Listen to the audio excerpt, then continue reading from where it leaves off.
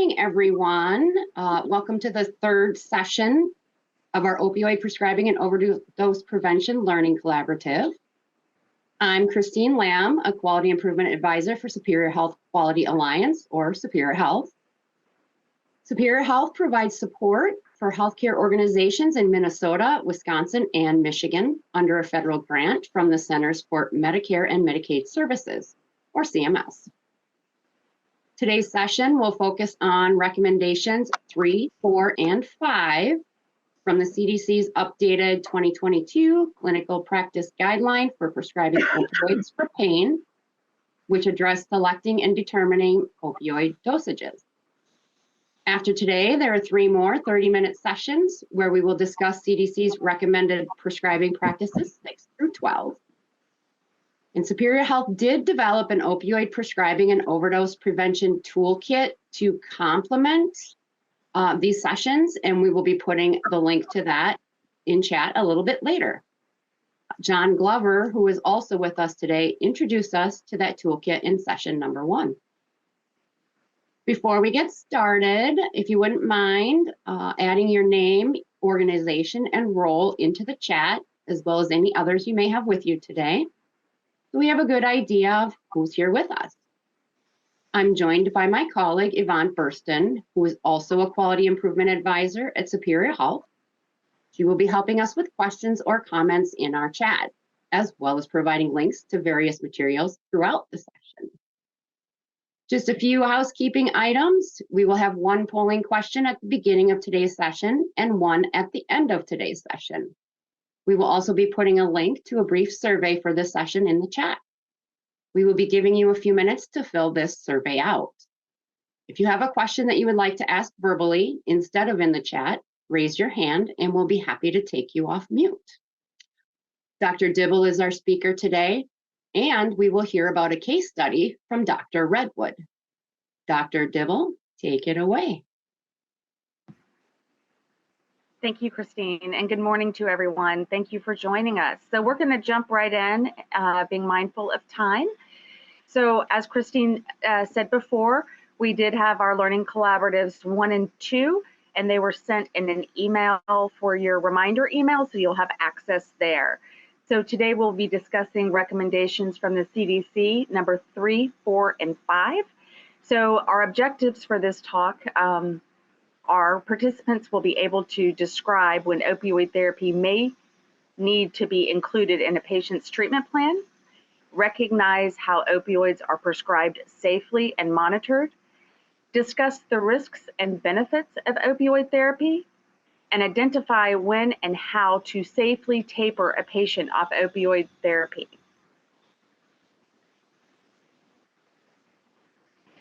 So if you all could just take a moment here so we could also just capture what your working knowledge is now. So how familiar are you with prescribing opioids and determining dosages? Very knowledgeable, somewhat, minimal, or not at all. And we'll give you a couple of seconds here. So recommendation number 3, when starting opioid therapy for acute, subacute, or chronic pain, clinicians should prescribe immediate release opioids instead of the extended release and long-acting opioids. And really the rationale for this concept is that if someone comes in with a sprained ankle, we don't need to put them on a long-acting, say, Oxycontin opioid. If they even need an opioid, which our goal is for non-opioid therapy, if possible. So to start with something not as potent, for example, if it is needed, and it is immediate release acting if it is for something that is acute or subacute. Next slide, please.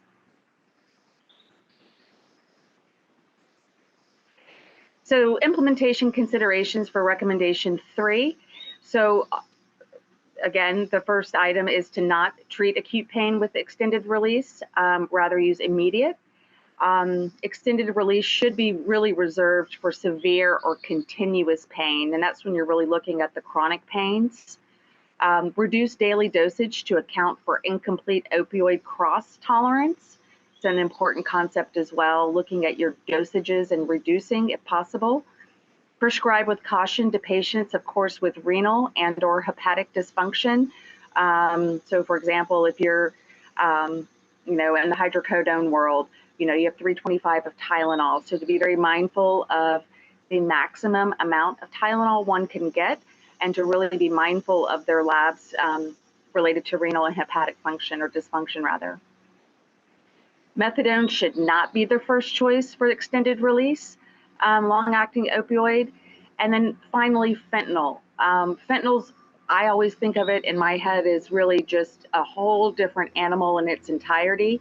So when you do prescribe fentanyl, if you need, and usually this is for end of life or mets with cancer, et cetera, be very, very cautious. And Dr. Redwood will speak to morphine milliequivalents on what the safe dosing looks like, particularly when you add fentanyl to the mix. Next slide, please. Recommendation number 4. So when opioids are initiated for opioid naive patients with acute, subacute, or chronic pain, clinicians should prescribe the lowest effective dosage. Concept number 2 is if opioids are continued for subacute or chronic pain, clinicians should use caution when prescribing opioids at any dosages. I think about this slide in relation to, obviously, polypharmacy, particularly with older patients, looking at Beers criteria to ensure that we are not doing contraindications with other medications, and or particularly with other scheduled medications like benzos, making sure our med recs are really in order so that we do not harm the patient, and prescribing low and slow. We always can taper up. So low and slow is my personal motto, and also the CDC's. Next slide. So implementation. So the recommendations to opioid dosages are not intended to be inflexible guidelines. So for patients not already taking opioids, again, we want to go really low and slow. And so the lowest starting dose for an opioid naive patient is often equivalent to a single dose of approximately 5 to 10 morphine milliequivalents, which Dr. Redwood will get to, or a daily dosage of 20 to 30 MMEs a day. And so, as we all know, we're under a lot of scrutiny with opioids for good cause. So clinical decision making, using these guidelines, but the idea is not that it's this or that. We really have to use critical thinking to ensure that we're prescribing and keeping patients safe with wherever they are in their disease trajectory. So sometimes it gets to be a little bit of a sensitive topic with clinicians, and I understand that. Next slide. Recommendation number 5. For patients already receiving opioid therapy, clinicians should carefully weigh benefits and risks and exercise care when changing opioid dosages. Next slide, please. So what we want to do with this recommendation, of course, is weigh both the risk and benefit. So for example, if you have someone on, say, extended release, and then you're peppering in some short acting for breakthrough pain, if that patient is continuously following and we've just adjusted the dose, say increased it, so we can see right there that the benefit may not outweigh the risk. So maybe we want to taper down or change the timing or the cocktail a little bit. So that's what I mean by the risks and benefits. When they're on these medications, it really is monitoring them and seeing how they're performing, better or worse, and to deduce if you're harming the patient or not. Clinicians should collaborate with patients to optimize non-opioid treatments while continuing opioids. The takeaway from that statement is that the patient needs to be included in the treatment plan. There's so many things to consider. There could have been prior abuse. There could be maybe a family member who died of an overdose, perhaps. And so there's a lot of psychosocial that goes in with this. So managing pain and understanding with the patient to create that treatment plan is extraordinarily important. We want to appropriately taper and discontinue opioid therapy as needed, particularly when pain has decreased. We need to really start tapering and then get them off the opioid. And then shared decision making with patients. Again, they are the center of care. Clinicians and patients might be able to agree on whether tapering is necessary. Again, that's that collaboration with your patient. Consider patient goals, and that again is with your patient. What are your goals? What can you do? What can you not do? So what can we do to tease out the things that we can help repair with opioids potentially, or non-opioid therapy? So that is how those 3 through 5 are considered in practice. Next slide, please. So Dr. Bobby Redwood is here with us. Thank you, Dr. Redwood, for joining us, presenting a case study and some anecdotes on the recommendations and some real clinical experience with them. So take it away. Thank you so much, Dr. Redwood. Thank you, Dr. Dibble, for that warm introduction and that excellent content. So that mirrors pretty much exactly what I do in clinical practice. I wanted to just add some real life to this presentation. I'm an emergency physician. I staff 15 shifts in the ED monthly, and I see a ton of patients in both acute and chronic pain. And so I wanted to actually share with you 3 case studies. The first is a 70-year-old female with a right wrist tendinopathy, so an overuse injury of the wrist. The second is a 66-year-old male with lumbar radiculopathy, so that acute on chronic low back pain, sciatica, and an 84-year-old male who had a fall and had a rib fracture. So I think these are all patients that we can relate to, whether it's in the long-term care setting or clinic setting, and they each illustrate a different point in the recommendations that I'd like to highlight. So I talk fast, but I'll dive right into it so we have time for questions at the end, because I find the questions are often quite rich and kind of add light to the conversation. So a 70-year-old female presents with a right wrist tendinopathy, red, hot, swollen wrist, not like cellulitis, but just an overuse injury, doesn't have a history of gout, and clearly did something. Let's say they were gardening for 6 hours yesterday, clearly did something to kind of irritate this wrist. For me, this is an opportunity to discuss the right way to take over-the-counter meds and actually talk about goals of function. So a lot of people don't really know how to take over-the-counter meds correctly, or they've sworn off them. They're convinced Tylenol doesn't work, something like that. And so I like to emphasize the importance of scheduled medications. If you take 600 milligrams ibuprofen every 8 hours scheduled, you get a lot more bang for your buck than if you take it sporadically or as needed. So there's a lot of value, especially with the anti-inflammatories, to scheduling those medications and actually reaching a level in your blood where you get that anti-inflammatory effect as well as the pain effect. And you can also talk about medication synergy. So we know that A plus B doesn't equal AB, A plus B equals C. When you add ibuprofen and Tylenol together, you get a synergistic effect. It's multimodal pain control. You're hitting different pain receptors and getting an exaggerated effect from multiple medications. So you can talk about the importance of combining those 2 medications. A lot of people have one thing in their medicine cabinet, and that's all they have. So they have their ibuprofen, and when it doesn't work, they say, well, it's not working. So you can add Tylenol, you could add other over-the-counter medications or non-pharmaceutical therapies, honestly. Heat packs, immobilize with a wrist immobilizer, keep it elevated. All of these things would be helpful. And then, sometimes I actually do some myth busting about which meds a patient can and cannot take. And so patients will sometimes a patient's been told by one person, don't take ibuprofen, that'll give you a GI bleed. They've never had a GI bleed, but they took it to heart and they will not take ibuprofen for the rest of their life. I've had patients who have, renal issues and think they can't take Tylenol. Tylenol is actually processed by the liver, perfectly acceptable with renal dysfunction. But the patient, somewhere the wires got crossed and they got a wrong message. And so sometimes you can explore with the patient, hey, what do you take for pain? Tell me about how you take your pain medications, and you'll learn something and maybe be able to give that patient a new strategy to control their pain that doesn't involve opioids. And then when we talk about goals of function too, I think that's another one is just expectation setting. That patient might say, well, I've got another 3/4 of the garden to plant. I need to get out there tomorrow. Well, that's probably unrealistic. If you wear a wrist brace and you do it in short bursts, maybe you can get the tomato patch done, something like that. But adjusting people's expectations that healing actually takes time, that re-injury is worse than injury. And Now, patient number 2 is a 66-year-old male with lumbar radiculopathy. Severe debilitating pain, worse when they transition from sitting to standing, comes to you in the clinic or the emergency department for help. They want relief.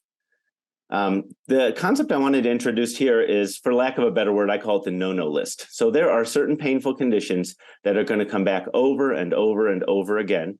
And my list is short. It's dental pain, it's back pain, it's headaches, sprains and strains, and then chronic pain conditions like fibromyalgia, like type 3 Ehlers-Danlos.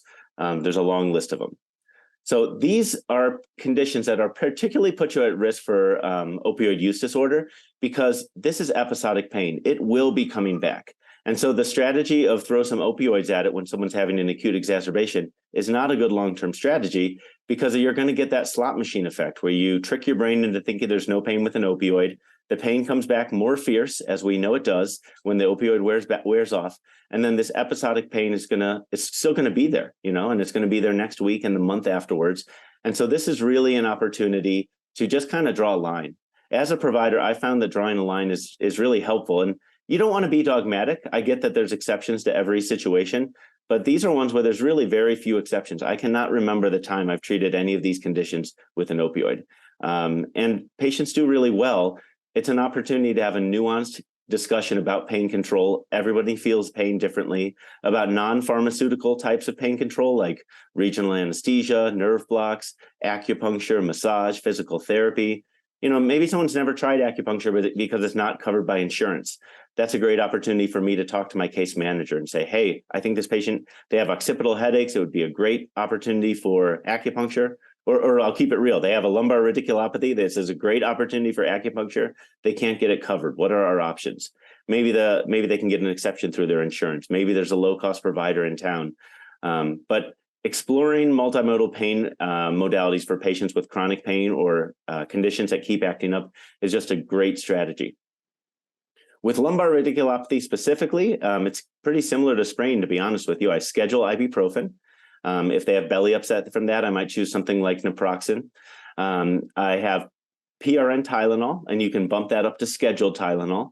And then I'll give them muscle relaxants like cyclobenzaprine as needed for that spasm-like pain.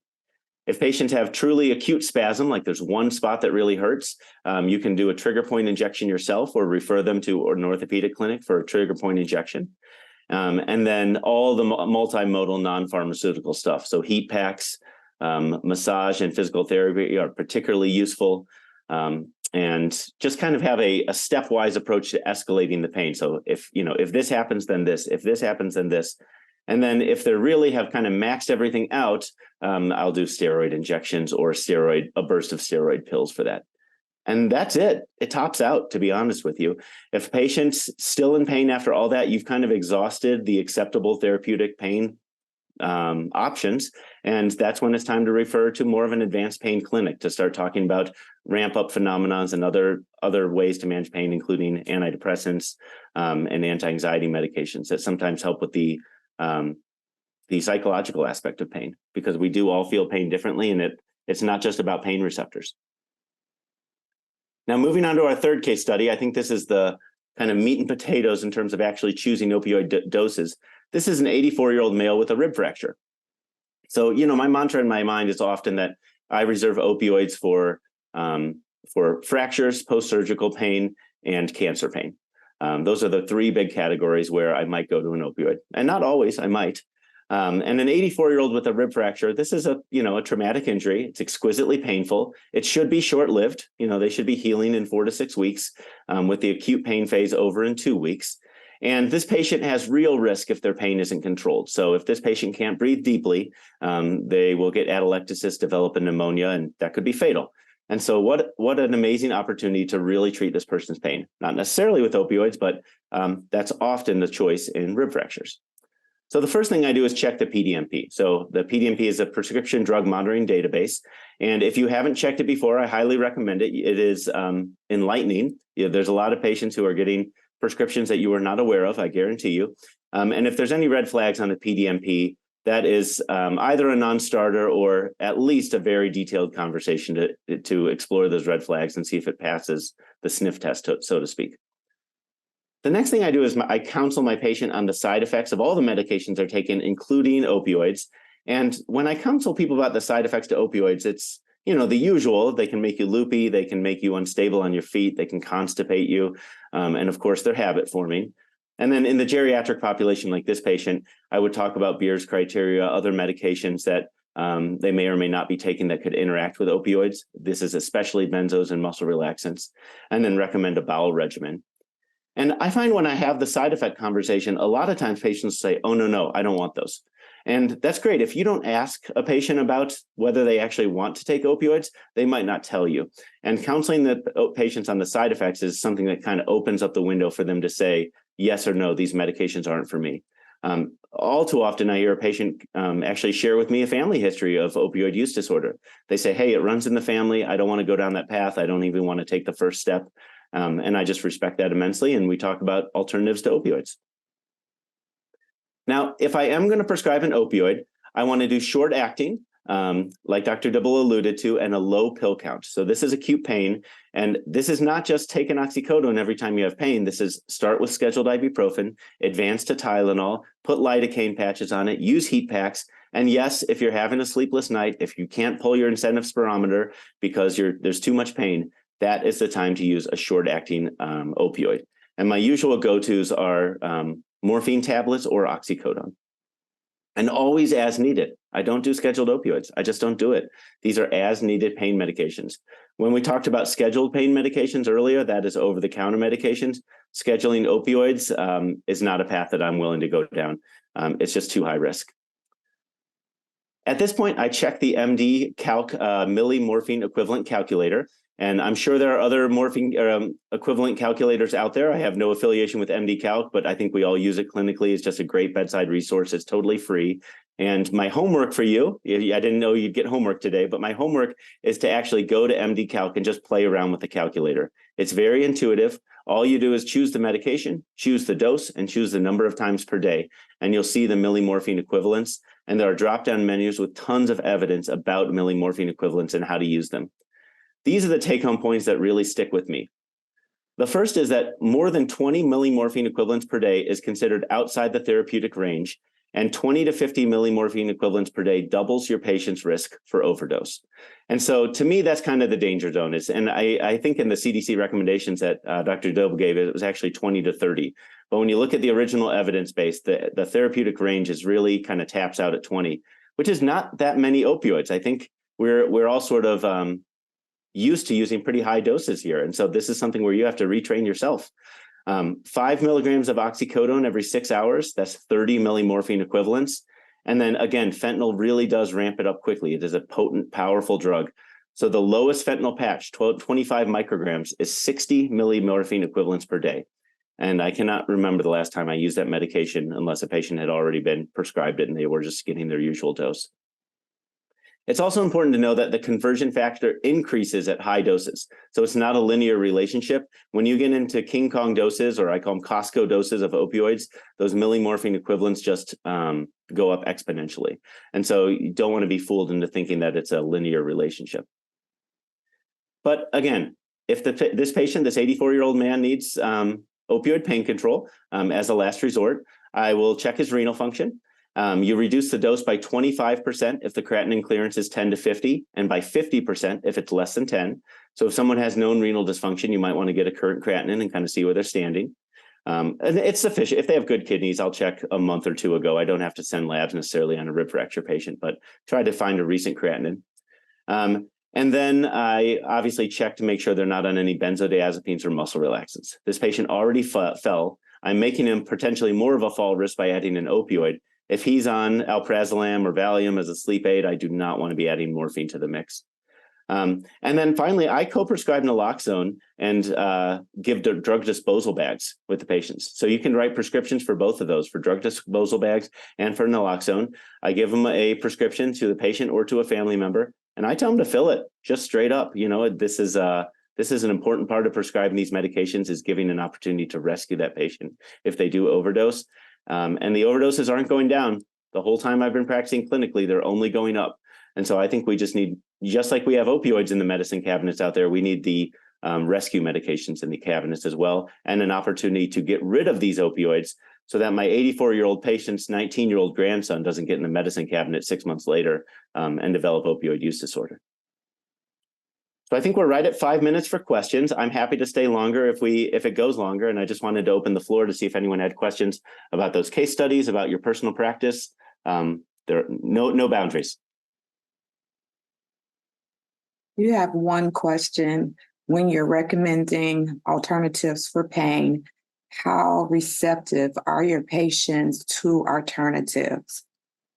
Oh, great question. So it's opioid naive patients, super receptive, especially I work in I'm by a ski hill and there's mountain bikers and there's all these people who have medication phobia. They're scared of ibuprofen, so that initial conversation about non-opioid pain therapy is excellent. But there's certainly a class of patients that are accustomed to nothing works for me, just oxycodone. And I would say initially chilly is the reception, but it's kind of like opioids became a staples button for us. Yeah, at least, early on in my practice, you could just say, I'm going to give you a prescription for the strong stuff. Patient satisfied, high satisfaction. They leave the clinic, interaction over. And it was really fast. As an emergency physician, I have to work fast. Sometimes I get 3 to 4 minutes per patient. And that was really tempting for me to push that staples button and just kind of move on to the next patient encounter. What I find is when you talk with patients about their goals of functioning, when you explore with them how they've had their pain treated in the past, what's worked, what hasn't worked, it's actually a rich conversation. It takes a little bit of time, but not a lot of time. I mean, I'm talking 2 to 3 minutes is this pain conversation. And the patients actually feel like there's a therapeutic alliance there. They feel heard, they establish trust, and they trust you. And this is evidence-based pain control. So they can trust me and I can give them real information about how to control their pain. I'll often give them my number. I'll say, hey, I'm on shift for 7 more hours. If you need to call me back, this is my direct line. It goes dead after I'm off shift, but if you want to talk about pain control and just really give them some hope that this is going to work, because I think the mistrust comes from, patients thinking that we are just undertreating pain, that we are, we've drank the government Kool-Aid and we're not going to give opioids. And now we're just kind of drawing a line in the sand. And you want to show them that that's not actually the case, that this is evidence-based science, that you have a good solution for their pain, that you have a backup A, B, and C if it doesn't work, and that you've really listened to them about what they want to get out of this, this therapy plan. And sure, there's going to be people who still just kind of go up in a huff, but that's the rare case. Most of the time, I increase my patient satisfaction by surprise, right? Listening to the patient, engaging with them, and having a real conversation about what their life is like and how they want to control their pain. Okay. Well, we have 1 more minute left. We have a few questions, but I want to go ahead and put the survey in so that they'll have time to complete the survey. I also want to go ahead and do the last poll. So I'm going to put the last poll up and then I'll read the last 2 questions. And if you have more questions, as Dr. Redwood said, he's more than willing to go ahead and answer those questions. Wonderful, wonderful. Right now we have 53%, and it looks like we have made a difference. Wonderful. I'm going to go ahead and read one of the questions while they're still answering and doing the survey. Is the cost of alternative therapy ever a barrier? For example, meds may be covered by their insurance, but other therapies may not be. I mean, practicing in America can be frustrating sometimes. If you go to the Netherlands, they don't have an opioid epidemic, and they cover massage, they cover acupuncture, they cover lidocaine patches. So yeah, the answer is yeah. You want to meet the patients where they're at.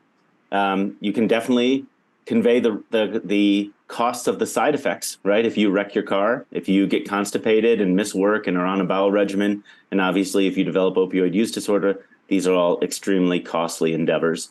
A lot of stuff has come down in price significantly. I know lidocaine patches used to be prescription only. They're over the counter. You can get a 10-pack for less than $10. You can get, ibuprofen, Tylenol, generics like that are quite affordable. And then you can always try to write prescriptions for things and see if patients' insurance will cover it. A lot of the Blues and HMO insurance products will cover over-the-counter pain medications because they understand the risks of opioids. But yeah, absolutely. You will hit barriers related to cost, and that's so unfortunate when that happens. I I do counsel people on a lot of, I would say, mental health solutions to pain as well. So, there's not a pill for everything is how I start my conversation. And a lot of pain is related to anxiety or anticipation of pain. So get out and do something. If you're having pain, get out and do a gentle walk or call someone in your support network who really loves you and talks with you. Have open conversations about the pain and why you're feeling it. And you'll find it's more than just the pain. It's other things in life stacking up, and maybe you can help offload some of that. It's box breathing, right? It's guided meditation. So if it's the right patient and they're receptive to this, there are a lot of completely free alternatives to opioids out there that take away some of the psychosomatic aspects of pain, because it really is anticipating the next pain spike makes the next pain spike worse. And that anticipation is different for every person. But I know when I'm in pain, to me, it is often, psychosocial stress. And if I can do something to alleviate that psychosocial stress, those anticipated pain spikes are less frequent and less severe. But yeah, cost is an issue. That's very real. All right. And the last person said you already answered their question, so I'm not going to read that. But I just want to say once again, the toolkit is there for you to get and go over. Session 3 is also in the chat, and the survey. And so if you want to take a few minutes, some of us will stay on. But thank you all so much for being a part of this session 3. And we look forward to seeing you we have some summary takeaways. And I can Dr. Redwood handled it beautifully already with the questions and in his talk. But again, these are really the things to really think about. Identify chronic versus acute pain. Prescribe opioids as a last resort. And then the modalities and methodologies that Dr. Redwood just spoke to. And then if prescribing opioids, start low, go slow. It's like driving a boat. When you drive a boat, you go real slow. Things can be caught if you go slow and low. Morphine milliequivalents greater than 20 doubles the risk of overdose. Determine risks and benefits, as we spoke about with opioid therapy. Don't miss an opportunity to change or taper opioid therapy, meaning my pain's better. My pain's really actually okay after 4 hours of oxycodone and it's wearing off. That might be an opportunity to start tapering. Collaborate with the patient about their treatment plan. And this is a passion of mine about incorporating the patient in everything we do. So I will leave it on that because it is always about the patient and their outcomes. So thank you. Next slide, please. So opioid prescribing and overdose prevention toolkit.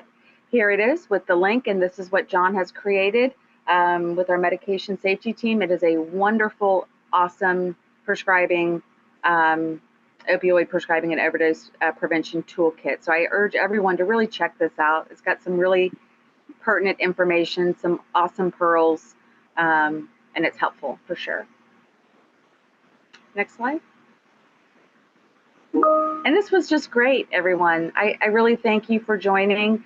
The next sessions are in the email that you received as well. September 26th, October 24th, November 7th. We will be going through the rest of the recommendations in those last 3. Please register if you can. Check out the last sessions that we've had. Please fill out your evaluation. It helps us get better to address the things that you all see that need to be addressed. So please fill this out. Christine? Yeah, so this slide you'll see our Superior Health Connect link. If you haven't joined already, please do so. Connect is used as a platform to share information and continue conversations on a variety of healthcare topics. This concludes our presentation. If you do have any questions that you have after this, feel free to shoot us an email. We'd be happy to take those offline. Thank you again for being here today. We wish you all a good day. We'll see you next time. Thank Bye, you. everyone. Thank you.